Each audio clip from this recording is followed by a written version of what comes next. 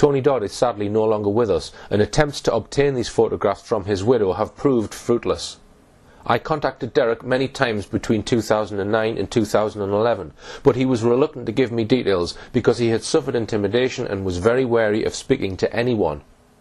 I continued to request meetings with him during 2010, and in November 2011 he finally agreed to meet me and record our conversation, but would not go on camera. Also present at this meeting was David Coggins, a friend of Derek Goff, who has known him for many years and was in touch with him when he first made contact with his military source. Coggins sat in on my meeting with Derek Goff and occasionally speaks in the recorded interview. The interview was intended for my own use at the time, but recently Derek Goff has agreed to allow me to publicise it. What follows are extracts from this initial meeting. Bear in mind that I have recently fully verified that Derek Goff's source is real. Is that where the story starts, Derek, with you putting the notice up? Yes, yeah. Was that what year was that then? 1986, November. Okay, so if you could explain from there, from maybe your interest in UFOs first, and then what you did. Well, my interest in UFOs started when I was a child. But going on from there, it was, we had an incident in Aberfan in October 96. After that incident, I was really interested, so I thought I'd try to do my own investigations, information on UFOs. So I compiled some posters, went up to the area of Cwmcadlan, near Brecon, up near the Story Arms, and put them up on trees. Right.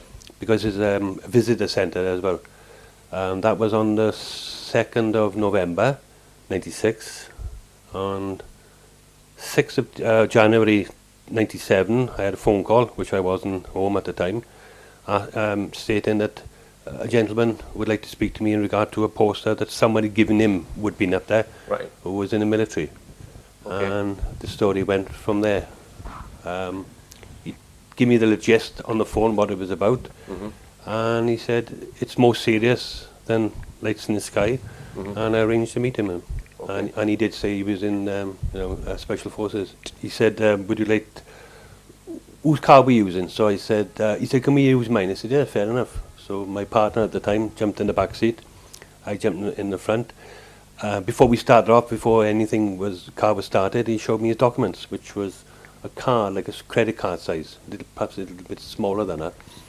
And it had an emblem on it. I'm not sure the emblem, but it was like a credit card then, with that little silver thing on it. And on the top there was NATO. But even in NATO, I mean, I spent 2.5 years at RAF Germany. And you got the Dutch, the Germans, the Belgians, the Norwegians, the French, us and the Americans, and they've got big bases in in Germany they had at the time. And I would suggest that the people with the clout, even in NATO, is the US. Right. You know, the US military. Right. Predominantly, I think, rule the roost. That's my opinion, anyway. This is who I am. He gave me his V5, which is from his documents for his car, to prove who he was. Yeah. I had already taken his number plate anyway, to check myself. So I knew who he was, and then he stated that he was in this Group 58, part of the Special Forces. He had other military documents as well, passes for RAF St Athens and mainly barracks. We jumped in the car, we started off, we went up to Caerphilly, down to Cardiff. I mean, he must have been doing 25, 30 miles an hour. I mean, on the A470, that's slow. We carried on talking, and he started telling me about, he was on Find and Secure. That's what his job was, Find and Secure. Find and secure. Yeah, when objects came down. We carried on the conversation. My partner was taking notes about writing, but then he came out with some photographs. Stopped the car in a lay-by. And did he say how many was in his team when they go out to these? 5. But the important thing about it is when these objects came down, their job is to find and secure an area. And put his hand in his pocket and then took out these photographs. Colour, full colour. Asked me, was I alright? With the feeling of seeing something I wouldn't be sure of. And I said, yeah, thinking of being a bit naive. Showed me the photographs, and it's just, mouth went dry, just something that you think, I'm in a car with this man and he's showing me these. You know what I mean? And he was a big bloke, like. Right. What were the photographs of, Derek? Okay. A girl and boy. Girl of 16, boy of 21. Right. Can't go through it now, so I can't difficult for you to Can't do it. explain Right. So there were 11 photographs. Mm. Right.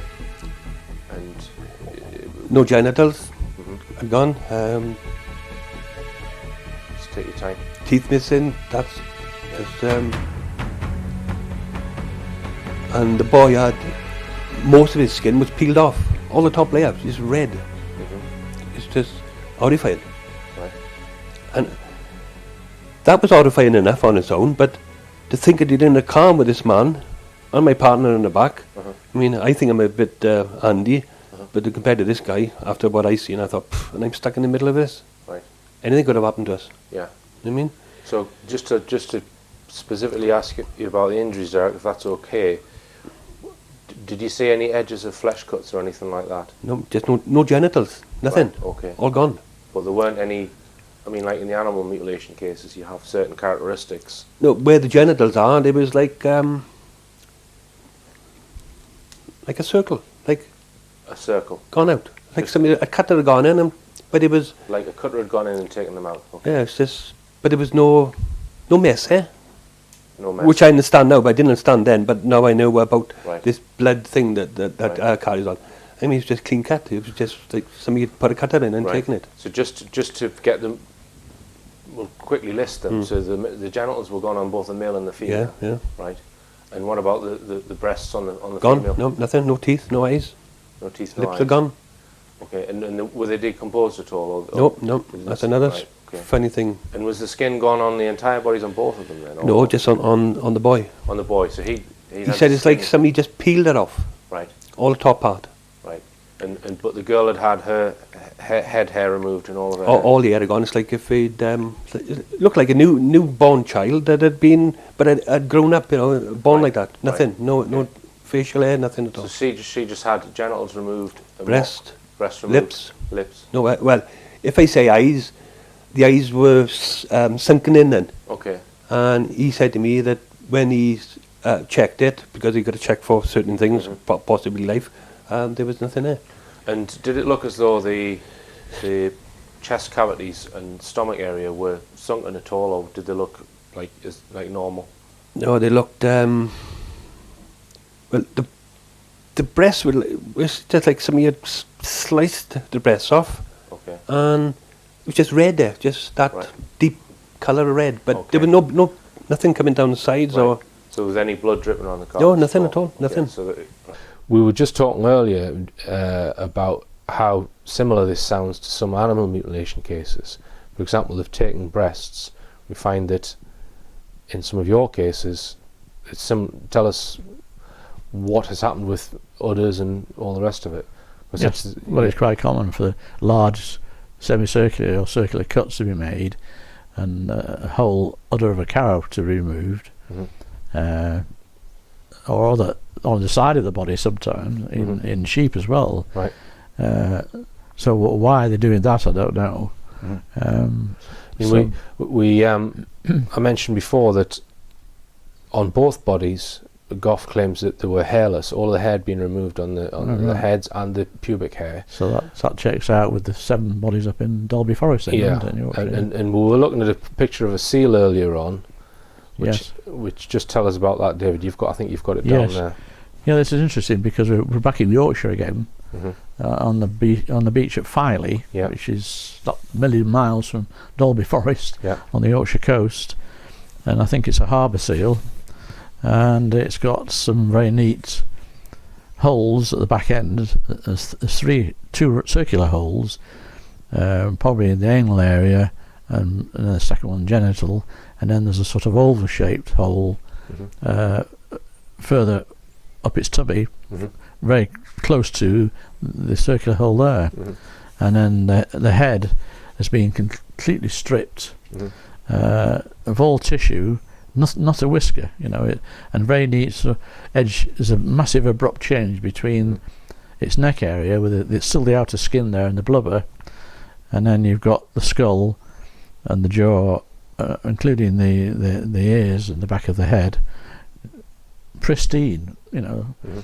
and it also had one of the flippers. Did he say where these photographs were taken? Yes, he did. Well, I asked him that Yeah. And where was that? up in Brecon Beacons. up in the Brecon Beacons area.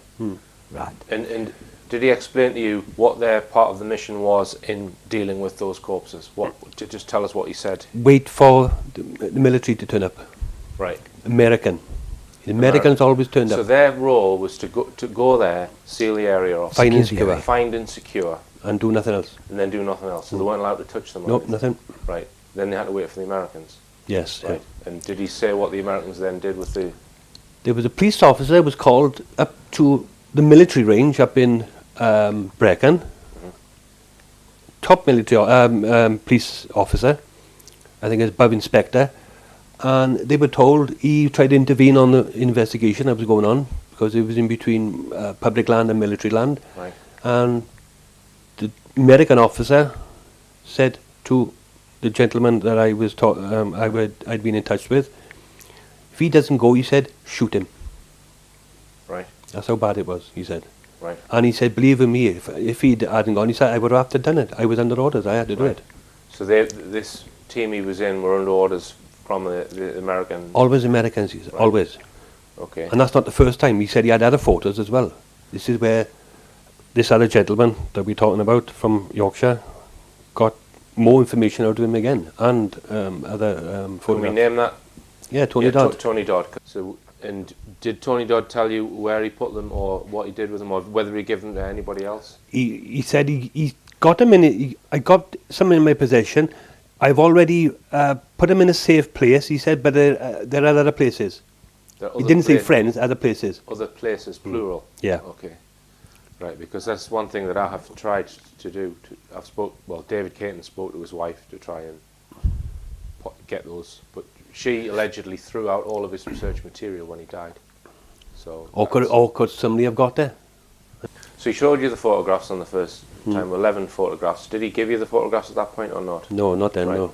So did he tell you what they do with the bodies when the Americans take them away? RAF St Athens, RAF St Athens, the north side. the north side. That's coming up from Barry. So that was where they would always go. Yes. And then presumably you don't know where after that. Or That's where the Americans were. Right. Down in an hangar, he said. It was a big building on the north side coming up from, as you're coming through Barry towards Cardiff. It's on the north side, you can see it there, he said. right. Did he take you up to the Brecon Beacons to show you where things happened? Yeah, he showed me burn marks. That's- Burn marks in the grass. Burn marks. Right. Size of, bigger than this room. Right. Just nothing grew on it, it's brown. Bigger than this room. We're in a room about what, 20 odd feet long. So 20 feet. Burn. And there was no, it wasn't, it was just a massive piece of burnt ground. Nothing Right. on it. It wasn't, as people say, marked little circles. It was just one big massive circle. So did he give you the impression then that the military really have got no control over the UFO? The UFO is doing its own thing and they're there to clean up afterwards? Is that? That's what he said. What he didn't understand was, I had to ask him the question, how did you take photographs? I mean, it's not your job. Yeah. But he said, we've seen so much of this in the UK and elsewhere Really? that we started carrying these little cameras around. For their own reason then. I mean, Yeah. because they couldn't believe what was happening. Yeah, yeah. But to have them developed, he had to give them to a special friend of his Right. who was Obviously. into Yes. developing. Would they be dispatched from Wales then to go and recover? RAF St Athens, that's where he was based. He was based. So Like you said- they could go to another country. He said if they could be, the fast response, they could be anywhere. And they also had planes at their disposal Right. and get anywhere. If it is to do within British jurisdiction, they would be there. Right. But the Americans would also be there as well. Right. And did he say if it was somewhere that was more remote? Did he say how they found out about the cases? Radar, So it was again. So it was. So they can pick up the UFOs on radar and they can differentiate that it's a UFO then. What he said, but they can't say they know nothing about them because they're waiting for them. Right. Okay. Yeah. Did he give you the impression that sometimes he was sent to areas before the UFOs arrived? Yeah, Right. on the expectation. All right. So they'd be dispatched before the UFOs arrived. That's interesting. But he didn't. Did he say anything about how they would know that? No, they were sent to Salisbury Plain. Things are happening down there that they was talking about mutilations down there as well. To find out what happened to the people there. Did he mention any mutilations were taking place other than in Wales? Yeah, Scotland, Ireland. Right. Now we're talking about places in Ireland which comes under the Republic, which is County Wicklow, Kilkenny. Right. What I still can't understand is how we knew the girl was 16 and how the boy was 21. Right. How did he know that? They were already dead. Right. And were they laid out on the ground, or were they... Perfectly. I'm glad you asked that question. Absolutely perfect. It's like if somebody just placed them down, like if they'd gone to sleep. And the 16-year-old girl and the 21-year-old man, That was a car. That was a car, and the seats were gone, Yeah, front seats. and the engine was running with the doors Yeah, open, which I don't and they understand. were laid out on the ground. Okay. Some distance away, not... So not Close right to- next to the car. no. Right. Okay. They found the car first, Right. and then Found went the car. Right. on their little exercise to Okay. see what else it was around. So, Doors open, big camper van, called from RAF St Athens, went up there, circled, seen where it was, in the helicopter. yeah, landed, away from they got decontamination or something, or scenes of something, Right. went over, inspected the vehicle, toys, and clothes, just ordinary things, and no engine running, lights on, never found nothing. Right. No bodies, nothing. That van then was taken down to RAF St Athens Right. again, which you would go for testing. Like you said, the Americans would be down there again. Right. So this was just presumably a family that had gone missing. So the Yeah. bodies were never found in Nope, this. nothing. Right. There's- And that's another thing he said. We finding vehicles, there's nobody around, but there's no investigation. I got to be honest, so after you've seen something, and you get up in the morning, you can't believe what you've seen. Yeah. So in the conversation that very next day, which was the Tuesday, 7th of January, I asked him to meet again because I wanted to talk to him, asking some more questions. Like I said to him, what can I do with the information? He said, you can do anything with the information as long as you don't give my name. Right. So I asked him for the photographs again. Upon seeing them, I decided on that Wednesday night, I decided to go to the police on Thursday morning, Right. which I did. On Thursday morning. You didn't have the photos then, though? I had them. Or he gave you some? Yeah. Did he give you copies then, or originals? Or Copies, no, you wouldn't get... Were they colour copies then? Or? Yeah, full colour. So he gave you full colour copies? Of what, And all they were 11 photographs? Or? Yeah, glossy, very glossy. So, and how many were there? 11, 11 photos? which I made copies of. Right. So you then made your own copies? Yeah, which I had to, for my own well-being. Yeah. And then I gave the 11 photographs to the police, South Wales Police, Yeah. which was Detective Constable Adams from Mr. Manic Police Station. Right. He said that they were going to arrest him that very minute after I'd come from there. Went home, went back in the morning. I come in back in the morning to see what happened. Went there. Could I speak to Detective Constable Adams, please?